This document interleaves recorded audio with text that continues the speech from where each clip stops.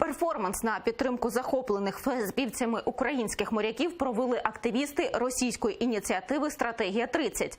Напередодні ввечері вони вийшли до мерії Москви та нарядили одну з ялинок у паперові кораблики синього та жовтого кольорів.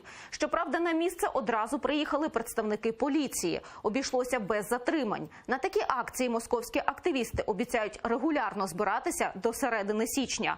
В рамках акції «Стратегія-30» активісти провели і низку одиночних пікетів. На своїх плакатах вони вимагали звільнити загартованих кримських татар, припинити тиск на юристів окупованого Криму, зупинити політичні репресії. И мне бы очень хотелось, чтобы этот наступающий год начался с освобождения украинских моряков,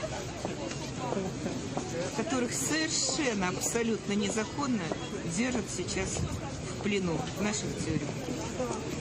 И я хочу, чтобы начался процесс освобождения политзаключенных. Он так необходим сегодня в моей стране. Свободу политзаключенных, свободу украинским морякам, свободу украинцам, узникам российских тюрем.